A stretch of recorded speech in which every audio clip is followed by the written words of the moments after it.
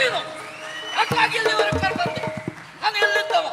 ಇಲ್ಲಿವರೆಗೆ ಕರ್ತಂದ ಕಾರಣ ಏನು? ಯಾವ ಕಾರಣಕ್ಕಾಗಿ ಇಲ್ಲಿವರೆಗೆ ಕರ್ತಂದೆ? ಯಾವ ವಿದ್ಯೆಯಲ್ಲಿ ನಾನು ಉಂಟು?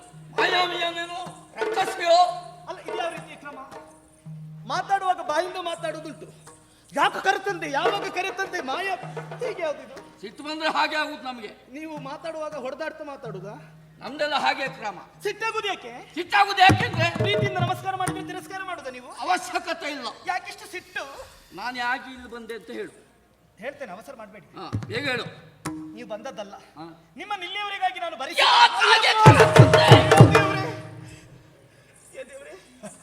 ಆರೋಗ್ಯದ ದೃಷ್ಟಿ ಏರ್ ಕಡಿಮೆ ಹೆಚ್ಚು ಉಂಟಾ? ಪಂಡಿತರಿಗೆ ತೋರಿಸ್ಬೇಕು. ನಿಮ್ಗೆ ನಿಂತಲ್ಲಿ ತಲೆ ತಿರುಗಿದಾಗ ಆಗ್ತದ? ಇದ್ದಾರೆ ನಿಮ್ಮಲ್ಲಿ ಪಂಡಿತರು. ರಕ್ತದೊತ್ತಡ ನೋಡುತ್ತಾ ನಿಮ್ಗೆ? ಯಾಕೆ ಕರೆತಂದೆ ಹೇಳು. ಅಲ್ಲ, ಬೊಬ್ಬೆ ಹಾಕುದಕ್ಕೆ? ಹೆಣ್ಣು ಮಕ್ಕಳಲ್ಲಿ ಹೇಗೆ ಮಾತಾಡ್ಬೇಕು ಅಂತ ಗೊತ್ತಿಲ್ವಾ? ನನಗೆ ಎಷ್ಟು ತಲೆ ಬಿಸಿ ಆಯ್ತು ಗೊತ್ತುಂಟಾ? ಬೆಣ್ಣೆಯಲ್ಲಿ ಕೂದಲೆಳೆದಾಗ ಹೆಣ್ಮಕ್ಳಲ್ಲಿ ಹೇಗೆ ಮಾತಾಡುದು ಅಂತ ನೀವು ಗೊತ್ತಿಲ್ವಾ? ಬೆಣ್ಣೆಯಲ್ಲಿ ಕೂದಲೇ ಬೀಳದೆ ಇದ್ರೆ ಹಾಗೆ ಹೇಳಿರುವುದು. ಮತ್ತೆ ಹೇಳಿ, ಹೆಣ್ಮಕ್ಳಲ್ಲಿ ಮಾತಾಡಿ ಗೊತ್ತಿಲ್ವಾ ನಿಮ್ಗೆ? ಹೆಣ್ಮಕ್ಳಲ್ಲಿ ಮಾತಾಡಿ ಗೊತ್ತಿಲ್ವಾ ಹೇಗಂತ? ಹೇಗಂತ ಗೊತ್ತಿಲ್ಲ, ಮಾತಾಡ್ಲಿಕ್ಕೆ ಗೊತ್ತುಂಟು. ಮಾತಾಡ್ಲಿಕ್ಕೆ ಅದು ಒಳ್ಳೇದು. ಮಾತಾಡ್ಲಿಕ್ಕೆ ಗೊತ್ತುಂಟು, ಹೇಗಂತ ಗೊತ್ತಿಲ್ಲ. ಹೇಗೆ ಅಂತ ನಾನು ಹೇಳಿಕೊಡ್ತೇನೆ. ನಯವಾಗಿ ವಿನಯವಾಗಿ, ಓ ಹೆಣ್ಣೆ ಹೇಗಿದ್ದೀಯಾ? ಮೊದಲು ಹೆಣ್ಮಕ್ಳನ್ನು ಹೊಗಳ್ಬೇಕು. ನೀನು ಚಂದ ಇದ್ದೀಯಾ? ಈಗ ಅವ್ರಿಗೆ ಸಂತೋಷ ಆಗ್ಬೇಕು. ಚಂದ ಇದ್ದವರಲ್ಲಿ ಹೇಳ್ಬಹುದು, ನಿನಗೆ ಯಾಕೆ ಹೇಳ್ಬೇಕು? ದೇವ್ರೆ,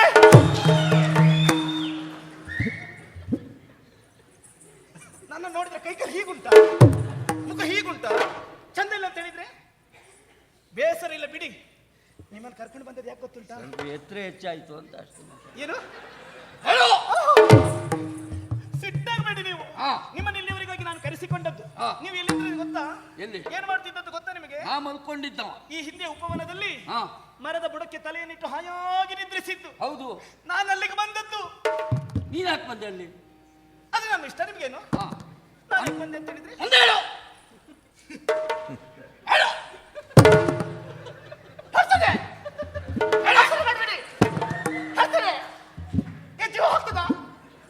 ಹಾಗೆ ಮಾತಾಡುದ ಹೆಣ್ಮಕ್ಳಲ್ಲಿ? ಹೇಳ್ತೇನೆ, ಅವಸರ ಮಾಡಬೇಡಿ. ಮಲಗಿದ್ರ ನೀವು ನಿಮ್ಮನ್ನು ಕಂಡು ಒಂದು ರೀತಿ ಆಗ್ಲಿಕ್ಕೆ ಪ್ರಾರಂಭ ಆಯ್ತು ನನಗೆ. ಒಂದು ರೀತಿ ಆರೋಗ್ಯ ಸರಿ ಇಲ್ವಾ? ಆರೋಗ್ಯ ಸರಿ ಇದ್ದದ್ದಕ್ಕೆ ಹೀಗಾದದ್ದು. ಸರಿ ಇಲ್ಲದಿದ್ರೆ ಯಾವ ಭಾವನೆಯೂ ಆಗ್ತಿರ್ಲಿಲ್ಲ. ಸರಿ ಇದ್ದದ್ದಕ್ಕೆ ಹೀಗಾದದ್ದು. ಏನಾಯ್ತು? ನಿಮಗೆ ಹೀಗಾಗುದಿಲ್ವಾ? ನಂಗೆ ಗೊತ್ತಿಲ್ಲ, ಇನ್ನೂವರೆಗೆ ಆಗ್ಲಿಲ್ಲ. ನೀವು ಆದಷ್ಟು ಬೇಗ ಪಂಡಿತರಿಗೆ ತೋರಿಸೋದು ಒಳ್ಳೇದು. ಆವಾಗ ನಿನ್ ಪಂಡಿತರು ಅಂತ ಯಾವ ಪಂಡಿತರು ಹೇಳುವುದಿಲ್ಲ. ಅದು ಅನಿವಾರ್ಯ ಇದ್ದಾಗ ಹೋಗ್ಬೇಕು ನಾವು. ನೋಡುವ, ಹಾಗೆ ಹೇಳಿದ್ದಲ್ಲ. ಹೇಳು. ನಿಮ್ಮನ್ನು ಕಂಡು ಮನಸ್ಸೋತ ಹೋದೆ. ನಿಮ್ಮಲ್ಲಿ ಮಾತನಾಡಬೇಕು ಅಂತ ನಿದ್ರೆಯಲ್ಲಿದ್ದಂತ ನಾನು, ನೀವು ನಿಮ್ಮನ್ನು ತಿಳಿಯದ ಹಾಗೆ, ನಿಮಗೆ ತಿಳಿಯದ ಹಾಗೆ ನಿಮ್ಮನ್ನು ಹೂವಾಗಿಸಿದೆ, ಹೂವಿನ ಮಾಲೆಯಾಗಿಸಿದೆ. ಆಮೇಲೆ ಮಾಲೆಯಾಗಿಸಿ ನಾನು ಇಲ್ಲಿಯವರೆಗೆ ಕರೆತಂದೆ. ಇದು ಯಾವ ಸ್ಥಳ ಅಂತ ಗೊತ್ತಾಗ್ಲಿಲ್ಲ. ನೀವೀಗ ಮೇಲ್ ಬಂದಿದ್ದೀರಾ? ಯಾರು? ನೀವು ಮೇಲ್ ಬಂದಿದ್ದೀರಾ? ಹೌದಾ? ಹೌದು. ನಮ್ಮ ಲೋಕಕ್ಕೆ ಬರುವುದಕ್ಕೆ, ಸಶರೀರವಾಗಿ ಬರುವುದಕ್ಕಂತೂ ಪುಣ್ಯ ಮಾಡಿರ್ಬೇಕು. ನೀವು ಯಾವ ಜನ್ಮದಲ್ಲಿ ಏನ್ ಪುಣ್ಯ ಮಾಡಿದ್ದೀರೋ ಏನು? ನಮ್ಮವರಿಗೆಲ್ಲ ಬಹಳ ಕಷ್ಟ ಆಯ್ತು. ಯಾವುದು? ನಾನು ಇಷ್ಟು ಸಣ್ಣ ವಯಸ್ಸಿನಲ್ಲೇ ಮೇಲ್ ಬಂದಲ್ಲ.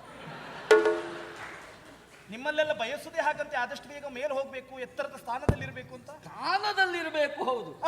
ಹೀಗೆ ಬಂದದ್ದು ಅಂದ್ರೆ ಹೀಗೆ ಬಂದ ಜೀವಂತಿದ್ದು ಬಂದದ್ದು, ಸಜೀವವಾಗಿ ಬಂದದ್ದು. ನಿಮಗೆ ಇಲ್ಲಿ ಏನು ಆಗ್ತದೆ, ಏನು ಹೋಗ್ತದೆ, ಏನು ಕಾಣ್ತದೆ ಎಲ್ಲ ಗೊತ್ತಾಗುದಿಲ್ವ ನಿಮಗೆ? ನಾನು ಸಾಯ್ಲಿಲ್ಲ ಆಗಿದೆ. ನಿಮ್ಮಲ್ಲಿ ಮೇಲೆ ಬರಬೇಕು ಅಂತಾದ್ರೆ, ಈ ದೇವಭೂಮಿಯನ್ನು ಸೇರ್ಬೇಕು ಅಂತಾದ್ರೆ ಪುಣ್ಯ ಸಂಚಯನ ಮಾಡಿರ್ಬೇಕು. ಇದು ಮೇಲ್ಲೋಕ. ಹೌದು. ಹೌದು. ಯಾವ ಲೋಕ? ನೋಡಿ, ಇಲ್ಲೆಲ್ಲ ನಾಟ್ಯ ಮಾಡ್ತಾ ಇದ್ದಾರಲ್ಲ, ತಕ್ಕದಿಮ್ಮಿ ತಕ್ಕಜೊಣ್ಣು, ತಕ್ಕದಿಮ್ಮಿ ತಕ್ಕಜೊಣ್ಣು, ತಕ್ಕದಿಮ್ಮಿ ತಕ್ಕಜೊಣ್ಣು. ಎಲ್ಲ ಕುಣಿಯವರೇ ಇದ್ದಾರೆ. ಈ ಲೋಕದಲ್ಲಿರುವವರೆಲ್ಲ ನಾಟ್ಯಗಾರರಿ. ಇದು ನಮ್ಮ ಲೋಕ. ಸ್ವಲ್ಪ ಆ ಕಡೆ ಗಂಧರ್ವರ ಲೋಕ. ಅಲ್ಲಿದ್ದವರೆಲ್ಲ ಹಾಡೋದು, ಇಲ್ಲಿದ್ದವರೆಲ್ಲ ಕುಣಿಯೋದು. ಗೊತ್ತಾಗ್ಲಿಲ್ಲ ನಿಮ್ಗೆ? ಇದು ಯಕ್ಷಲೋಕ. ಕೇಳಿರ್ಬೇಕು ನೀವು. ದೇವಲೋಕದ ದೇವ ಸಭೆಯಲ್ಲಿ ಗಂಧರ್ವರ ಗಾಯನಕ್ಕೆ ಸರಿಯಾದಂತ ಯಕ್ಷರ ನಾಟ್ಯ ಇಲ್ಲ ಅಂತಂದ್ರೆ ಆ ಸಭೆಗೆ ಶೋಭೆ ಇಲ್ವಂತ. ಯಕ್ಷಲೋಕ, ಯಕ್ಷಕನ್ನಿ. ನನ್ನಪ್ಪ ಪುಷ್ಪಚೂಡ. ಚೂಡು ಎಂತ ಚೂಡು? ಚೂಡ ನಿಮಗೆ ಬರೀ ಭೂಲೋಕದಲ್ಲಿ ತಿನ್ನುವ ಚೂಡವೇ ನೆನಪಾಗುವುದೇನೋ. ನಿಮ್ಮಲ್ಲಿ ತಿನ್ನುವ ಸಿಹಿಗೆ ಚೂಡ ಅಂತ ಹೇಳ್ತೀರಿ, ಹಲ್ಲಿಲ್ಲದವನಿಗೆ ಬೋಡ ಅಂತ ಹೇಳ್ತೀರಿ. ಅದು ಗೊತ್ತುಂಟಲ್ಲ ನಿನಗೆ? ಹಾಗೆ ನಮ್ಮಲ್ಲಿ ಬೇರೆ ಚೂಡ. ಇದು ಯಾವ ಚೂಡ? ಇದು ಹೆಸರು ಪುಷ್ಪಚೂಡ. ಪುಷ್ಪಚೂಡ. ಅವರ ಮುದ್ದಿನ ಮಗಳು ಸುಮಗಂಧಿ. ನಿಮ್ಮ ರೂಪಾತಿಶಯ ಹೋದದ್ದು ಈ ಬಂದ ತಕ್ಷಣವೇ ವಾಸ್ತು ಬಂತು ನನಗೆ. ಏನ್ ಹೇಳುದು? ವಾಸನೆ ಅಲ್ಲ, ಪರಿಮಳ, ಸುವಾಸನೆ. ನಮ್ಮ ಸೇರಿಸಿ ಅಲ್ಲಿ ಆ ವಾಸನೆಗೆ ಸೇರಿಸಿದ್ರೆ ಸುವಾಸನೆ, ಸುಮಗಂಧಿ. ನಿಮ್ಮ ರೂಪಾತಿಶಯಕ್ಕೆ ಮನಸ್ಸೊತ್ತು ನಿಮ್ಮ ಜೊತೆಯಾಗಬೇಕೆನ್ನುವ ಕಾರಣಕ್ಕಾಗಿ ಇಲ್ಲಿಯವರೆಗಾಗಿ ಕರೆತಂದಿದ್ದೇನೆ. ನಮ್ಮ ಜೊತೆಯಾಗುತ್ತೇನೆ. ನಾನು ವಿಧಿ ನಿಯಮದಂತೋರ್ವಳ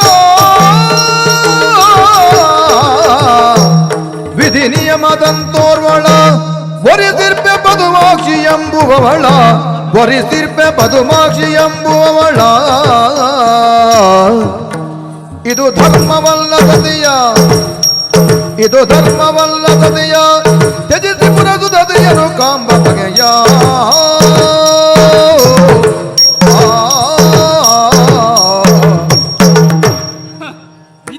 ವಿಧಿಯ ಆಟ ಎನ್ನುವುದು ಮನುಷ್ಯನ ಜೀವನದಲ್ಲಿ ಯಾವತ್ತೂ ನಡೆಯುವಂತಹ ಪ್ರಯತ್ನಗಳು ಕಾರಣಗಳು ಎನ್ನುವ ಹಾಗೆ ನಾವು ನಂಬಿದ್ದೇವೆ. ಸರಿ. ಹೀಗಿರುವಾಗ ನಮ್ಮಲ್ಲೆಲ್ಲ ಒಂದು ನಂಬಿಕೆ, ಏನು? ಒಂದು ಗಂಡಿಗೆ ಒಂದು ಹೆಣ್ಣು ಎನ್ನುವ ಹಾಗೆ. ಹೌದು. ಅದರಂತೆ ವಿಧಿಯ ನಿರ್ಣಯದಂತೆ ತಂದೆ ತಾಯಿಯರು ನಿರ್ದೇಶಿಸಿದಂತ ಹುಡುಗಿಯನ್ನ ಮೆಚ್ಚಿ ಮದುವೆ ಆದವ ನಾನಿದ್ದೇನೆ. ಅಂದ್ರೆ ಪದ್ಮಾಕ್ಷಿ ಎನ್ನುವಂತಹ ವಧುವನ್ನ ವರಿಸಿದವ ನಾನಿದ್ದೇನೆ. ಹಾಗಾದ್ರೆ ಒಂದು ಮದುವೆ ಆಗಿದೆಯಾ? ಒಂದು ಅಂದ್ರೆ ಉಳಿದವರಿಗೆಲ್ಲ 20-25 ಆಗ್ತದೆ. ನಿಮ್ಮಲ್ಲಿ ಒಂದು ಪದ್ಧತಿ ನಮ್ಮಲ್ಲಿ ಒಂದಾಗುವುದೇ ಬಹಳ ತಾಪತ್ರಯ. ಹೌದಪ್ಪ. ಸುಮ್ಮನಿರಿ. ಎಂತ ಸುಮ್ಮನಿರಿ? ಕೊಟ್ಟು ನಡೆಸುವ ಯೋಗ್ಯತೆ ಇದ್ರೆ ಎಷ್ಟನ್ನು ಕಟ್ಟಿಕೊಳ್ಳಬಹುದು ಎನ್ನುವ ಶಾಸನ ಉಂಟಂತೆ ನಿಮ್ಮಲ್ಲಿ. ಶಾಸನ ಹೇಳ್ತಾರೆ, ಎಷ್ಟು ಕೊಟ್ಟರು ಕಡಿಮೆ ಆಯ್ತು ಎನ್ನುವರಿಗೆ ಎಷ್ಟು ಅಂತ ಕೊಟ್ಟು ಸಾಯುವುದು. ಹಾಗೆ ಅಲ್ಲ, ಒಂದು ಮದುವೆ ಆದ್ರೆ ಏನು, ನನಗೆ ಸಮಸ್ಯೆ ಇಲ್ಲ. ನನಗೆ ಒಂದಾದ್ರೂ ಒಳ್ಳೇದೇ. ಯಾಕೆ? ಒಂದು ಆದವರನ್ನು ಮದುವೆ ಆಗ್ಬೇಕು. ಸಂಸಾರದ ಅನುಭವ ಸರಿ ಇರ್ತದ ಅವರಿಗೆ. ಮದುವೆ ಆದ್ಮೇಲೆ ಹೇಗೆ ಅಂತ ಹೇಳಿಕೊಡ್ಲಿಕ್ಕೆ ಅನುಕೂಲ ಆಗುದಿಲ್ಲ. ಇದು ಮ್ಯಾಲೋಕ ಹೌದು ಮಾರೈತಿ, ಏನು ಅನುಮಾನವೇ ಇಲ್ಲ. ಉಳಿದವರ ಕತೆ ಏನು? ಹಾಗಾಗಿ ಮದುವೆಯಾದಂತಹ ನಾನು ಪುನಃ ನಿನ್ನನ್ನು ವರಿಸುವುದಕ್ಕೂ ಅಲ್ಲ ಹೊಂದುವುದಕ್ಕೂ ಆಗುವುದಿಲ್ಲ. ಈಗ ನಮಗೆಲ್ಲ ರಾಮನ ಆದರ್ಶ, ಏಕಪತ್ನಿ ವ್ರತಸ್ಥ ರಾಮ. ಅದೇ ಆದರ್ಶವನ್ನು ಪಾಲಿಸಿ. ಈಗ ನಿಮ್ಮ ಹೆಂಡತಿಯಲ್ಲಿದ್ದಾಳೆ ಆದಿತ್ಯಪುರದಲ್ಲಿ. ನಿಮಗೆ ಒಂದೇ ಹೆಂಡತಿ ಬೇಕಲ್ವಾ? ಹೌದು. ಆದಿತ್ಯಪುರದಲ್ಲಿ ಭೂಲೋಕದಲ್ಲಿ ಒಂದು ಹೆಂಡತಿ ಇದ್ದಾಳೆ, ಮೇಲ್ಲೋಕದಲ್ಲೂ ಹಾಗೆ. ನಾನು ಒಬ್ಬಳೆ ಒಂದೇ ಹೆಂಡತಿ, ಇಲ್ಲೊಂದು ಹೆಂಡತಿ, ಅಲ್ಲೊಂದು ಹೆಂಡತಿ.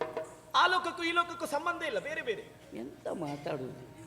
ಏನಾಯ್ತು? ಈಗ ನಿಮ್ಮಲ್ಲೆಲ್ಲ ಕ್ರಮ ಹಾಗ, ನೀವು ನಮ್ಮಲ್ಲೆಲ್ಲ ಹಾಗಲ್ಲ. ಅಲ್ಲೊಂದು ಇಲ್ಲೊಂದು, ಆಚೆ ಒಂದು ಈಚೆ ಒಂದು ಅಲ್ಲ ಅಲ್ಲ ಅಲ್ಲ. ನೀವೆಲ್ಲ ತಿರುಗಾಟು ಈ ಜೀವಮಾನಕ್ಕೆ ಒಂದೇ ಅಲ್ಲ. ನೀವು ಹಾಗಲ್ಲ. ಮತ್ತು ಉಳಿದದಿದ್ರು ಯಾರಿಗೂ ಗೊತ್ತಾಗದೇ ಇದ್ದಾಗ ನೋಡ್ಕೊಳ್ಬೇಕು ಬಿಟ್ರೆ. ಅದಕ್ಕೆ ಹೇಳಿದ್ದೇನೆ, ನೀವೆಲ್ಲ ತಿರುಗಾಟಕ್ಕೆ ಹೋದಲ್ಲೆಲ್ಲ ಒಂದೊಂದನ್ನು ನೋಡ್ಕೊಳ್ತೀರಿ ಅಂತ. ಯಾರು? ನಿಮ್ಮ ಲೋಕ ಸುದ್ದಿ ಹೇಳುವುದನ್ನು. ಭೂಲೋಕದಲ್ಲಿ ಅದಲ್ಲ, ಆಗುವುದಿಲ್ಲ. ಮದುವೆ ಆಗಿದೆ, ಮತ್ತೊಂದನ್ನ ನೋಡುವುದಿಲ್ಲ, ವರಿಸುವುದು. ನಿಮ್ಮಲ್ಲಿ ಯಾಚಿಸುವುದು ಏನು? ನಾನು ಯಾರು, ನಾನು ಯಾವ ಸ್ಥಾನದಲ್ಲಿದ್ದೇನೆ ಎನ್ನುವುದನ್ನು ಅರ್ಥೈಸಿಕೊಂಡಿರಿ ನೀವು. ಏನಾಯ್ತು? ಇಲ್ಲಿ ಎದುರೇ ಪುಷ್ಪಚೂಡನ ಮಗಳು ನಾನಿದ್ದೇನೆ. ಹೆಸರು ಸುಮಗಂಧಿ. ಎಲ್ಲಿಯಾದ್ರೂ ನೀವು ನನ್ನನ್ನು ವರಿಸಿದ್ರಿ ಅಂತಾದ್ರೆ ಅಪ್ಪನಲ್ಲಿ ಹೇಳಿ, ನಮ್ಮಲ್ಲಿ ಅಮೃತ ಉಂಟು, ನಿಮ್ಗೆ ಅಮೃತ ಕುಡಿಲಿಕ್ಕೆ ಕೊಡ್ತೇನೆ. ಕುಡ್ಕೊಂಡು ತೇಲಾಡ್ತಾ ಇರ್ಬೋದು ಇಲ್ಲಿ.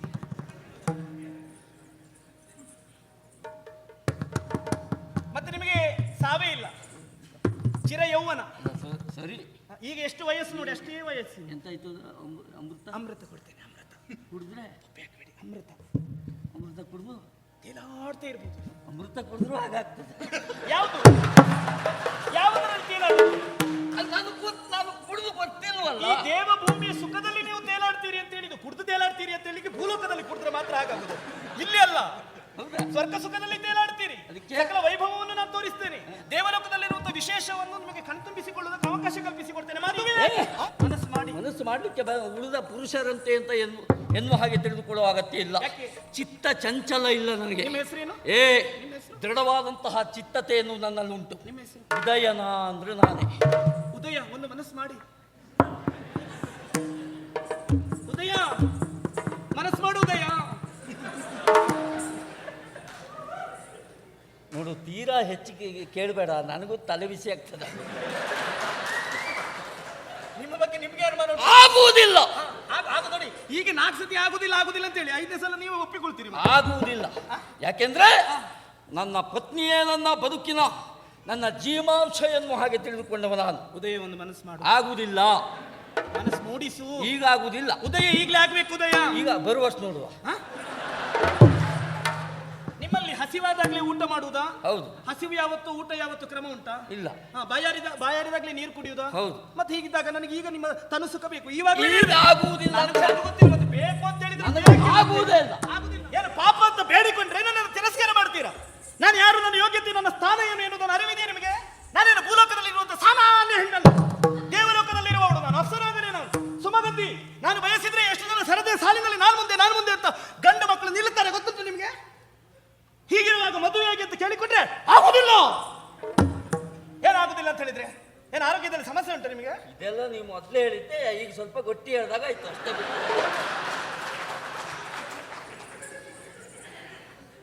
ಈಗಾದ್ರೂ ಮನಸ್ಸು ಮಾಡುವುದಯ್ಯ. ಗಟ್ಟಿ ಹೆಣ್ಣೆ. ಏನು ಕೆಟ್ಟವಳ? ನಾನು ಯಾರು ಅಂತ ಗೊತ್ತಿಲ್ಲ. ನಾವು ಯಾವ ವಿದ್ಯೆಯನ್ನು ಅರಿತಿದ್ದೇವೆ ಎನ್ನುವುದು ನಿಮಗೆ ತಿಳಿದಿಲ್ಲ. ನಾನು ಗಾರುಡ ಮಂತ್ರ ವಿದ್ಯೆಯನ್ನು ಕಲಿತಿದ್ದೇನೆ.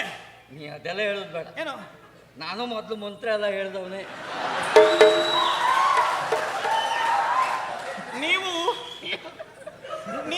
ನೀವು ಯಾವ ಮಂತ್ರ ಹೇಳುದು? ಈಶ್ವರ ದೇವಸ್ಥಾನದಲ್ಲಿ ಈಶ್ವರನ ಎದುರು ಕೂತು ತಲೆಗೆ ನೀರು ಹಾಕಿ ಮಂತ್ರ ಹೇಳಲಿಕ್ಕೆ ಮಾತ್ರ ಗೊತ್ತು ನಿಮಗೆ. ಪಾಠಶಾಲೆಯಲ್ಲಿ ಆಶ್ರಮದಲ್ಲಿ ಗುರುಗಳಿಂದ ಕಲಿತ ಮಂತ್ರವನ್ನ ಹೇಳ್ದವನೇ ಮೊದಲು ನಾನು. ಈ ಗಾರುಡ ಮಂತ್ರ ನಿನಗೆ ಗೊತ್ತುಂಟಾ? ಈಗ ಸ್ವಲ್ಪ ನೆನಪಿಲ್ಲ, ಬಿಟ್ರೆ ಮತ್ತೆಲ್ಲ ಹೇಳ್ದವನೇ ನಾನು. ಅದಾಗ್ಲಿಕ್ಕಿಲ್ಲ. ಆ ಮಂತ್ರ ಈ ಮಂತ್ರಕ್ಕೂ ವ್ಯತ್ಯಾಸ ಉಂಟು. ನೀನು ನನ್ನನ್ನು ಧಿಕ್ಕರಿಸಿದೆ ಅಂತಾದ್ರೆ ಗಾರುಡ ಮಂತ್ರದಿಂದ ನಿನ್ನನ್ನು ಕಲ್ಲಾಗಿಸ್ತೇನೆ. ಉದಯ, ನಿನ್ನನ್ನು ಕಲ್ಲಾಗಿಸ್ತೇನೆ. ಆಯ್ತಪ್ಪ, ತಲೆ ಬಿಸಿಯೇ ಇಲ್ಲ ಅದು. ನೋಡು, ಯಾಕೆ ಈ ಜಂಜಾಟ ಎಲ್ಲ ಯಾರಿಗೂ ಬೇಕು? ಕಲ್ಲ ಕುತ್ಕೊಂಡ್ರೆ ಆಯ್ತಪ್ಪ, ತಲೆ ಬಿಸಿ. ನನಗೆ ಗೊತ್ತಿಲ್ಲ, ನಿನಗೆ ತಿರ್ಗಾಡ್ಲಿಕ್ಕೆ ಆಗುದಿಲ್ಲ. ಕಲ್ಲಾದ್ರೆ ತಿರ್ಗಾಡ್ಲಿಕ್ಕೆ ಆಗುದಿಲ್ಲ. ಕೂತ್ಕೊಂಡೇ ಇರ್ತೇನೆ. ಬಾಯಾರಿದಾಗ ನೀರು ಕುಡಿಲಿಕ್ಕೆ ಆಗುದಿಲ್ಲ. ಇಲ್ಲಪ್ಪ, ಮಳೆ ಬರ್ತದೆ. ನಿದ್ರೆ ಬಂದಾಗ ಮಲಗ್ಲಿಕ್ಕೆ ಆಗುದಿಲ್ಲ. ಅಲ್ಲೇ ಕುತ್ಕೊಂಡಲ್ಲೇ ಮಲ್ಕೊಂಡ್ರೆ ಆಯ್ತು. ಹಸಿವಾದಾಗ ತಿನ್ಲಿಕ್ಕೆ ಆಗುದಿಲ್ಲ. ಎಂತೂ ನೋಡ್ತೇನೆ. ಜನರೆಲ್ಲ ಕಲ್ಲಿನ ಮೇಲೆ ಕುತ್ಕೊಳ್ತಾರೆ. ನೋಡುವ, ಕಲ್ಲಿನ ಮೇಲೆ ಬೇಡದಿದ್ದೆಲ್ಲ ಮಾಡ್ತಾರೆ. ಇಲ್ಲ ಕಲ್ಲನ್ನು ಕೆತ್ತುತ್ತಾರೆ. ಅದೆಲ್ಲ ಕಾಲ ಹೋಯ್ತಲ್ಲ. ಕಲ್ಲನ್ನು ಮೆಟ್ಟಿಲಾಗಿಸ್ತಾರೆ, ಕಲ್ಲನ್ನು ಕಂಬವಾಗಿಸ್ತಾರೆ, ಕಲ್ಲನ್ನು ಹಾಸುಕಲ್ಲಾಗಿಸ್ತಾರೆ. ಬೇಡ, ಹೇಳಿದ್ದೇನೆ. ಮಂತ್ರ ಹೇಳ್ತೇನೆ. ಈಗ ಮಂತ್ರ ಹೇಳ್ತೇನೆ ನಾನು. ನನಗೆ ಗೊತ್ತಿಲ್ಲ. ಮತ್ತೆ ನಿಮ್ಮಲ್ಲಿ ಯಾರು ಒಳ್ಳೆ ಆಚಾರ ಇದ್ರ? ಯಾಕೆ? ಕೊಲ್ಲನ್ನು ಮೆಟ್ಟಿಲಾಗಿಸ್ತಾರೆ, ಕಂಬವಾಗಿಸ್ತಾರೆ, ಅದೇ ಬಂತಲ್ಲ. ಅದು ನಿನಗೆ ಹಿಂಸೆ ಆಗ್ತದೆ ಅಂತ ಕಲ್ಲಾಗಿಸಿದ್ರೆ. ಅದಕ್ಕೆ ಗಾರುಡ ಮಾತ್ರ ಹೇಳ್ತೇನೆ. ಕಟ್ಟಿಯಾಗಿಸ್ತೇನೆ. ಉದಯ, ನಿನ್ನನ್ನು ಕಟ್ಟಿಯಾಗಿಸ್ತೇನೆ. ಕಟ್ಟಿಯಾಗಿದ್ರೆ ಅಲ್ಲೇ ಬಿದ್ಕೊಂಡಿರ್ತೆ. ತಲೆ ಬಿಸಿ ಇಲ್ಲ ನಂಗೆ. ನೋಡು, ನಿನ್ನನ್ನು ಮಾತ್ರ ಸೇರುವುದಿಲ್ಲ. ಕಟ್ಟಿಗೆಯಾಗಿ ಉರುವಲಾಗಿ ಬಳಸ್ತಾರೆ ಕಡ್ಡಿಯನ್ನು. ತಲೆ ತುರಿಸುವವರು ತಲೆ ಕೆರ್ಕೊಳ್ತಾರೆ ಕಡ್ಡಿಯನ್ನು. ಬೇಕಾದ ಆಯುಧವನ್ನಾಗಿಸ್ತಾರೆ ಕಡ್ಡಿಯನ್ನು. ಹೇಳಿದ್ದೇನೆ. ಹೌದು, ಕಡ್ಡಿಯಾಗಿಸ್ತೇನೆ. ನೀನ್ ಮತ್ತೆ ಎಲ್ಲಿಗೂ ಹೋಗ್ಲಿಕ್ಕಿಲ್ಲ. ಎಂತ ಮಾಡುದು? ಮನಸ್ಸು ಮಾಡು. ಇಲ್ಲ, ಆಗುದಿಲ್ಲ ಅಂತಾದ್ರೆ ನಿಮ್ಮ ನಾಡು ಯಾವುದು ಎನ್ನುವುದನ್ನು ತಿಳಿಯದೆ ಹೋದೆ ಅಂತ ಎಣಿಸಿಕೊಂಡೆ. ನಿಮ್ಮ ನಾಡು ಆದಿತ್ಯಪುರ. ಆದಿತ್ಯಪುರವನ್ನು ನನ್ನ ಮಂತ್ರದಿಂದ ನಿನ್ನಪ್ಪ ವಿಕ್ರಮಸೇನನನ್ನು ನಾಶ ಮಾಡ್ತೇನೆ. ಹೇಳು. ನನಗೆ ಏನ್ ಬೇಕಾದ್ರೂ ಆಗಲಿ. ನನ್ನ ಪುರದವರಿಗೆ, ನನ್ನ ತಂದೆ ತಾಯಿಯರಿಗೆ, ನನ್ನನ್ನು ನಂಬಿ ನೆಚ್ಚಿದಂತಹ ನನ್ನ ಪ್ರಜಾವರ್ಗದವರಿಗೆ ತೊಂದರೆ ಮಾಡಬೇಡ. ಹೆಚ್ಚೊತ್ತು ಮಾತಾಡ್ಲಿಕ್ಕಿಲ್ಲ. ಮಂತ್ರ ಹೇಳ್ತಾ ಇದ್ದೇನೆ, ಪರಿಣಾಮ ಆಗ್ತದೆ. ಈಗ ಮನಸ್ಸು ಮಾಡ್ಬೇಕಷ್ಟೇ. ಹೇಳ್ತೇನೆ.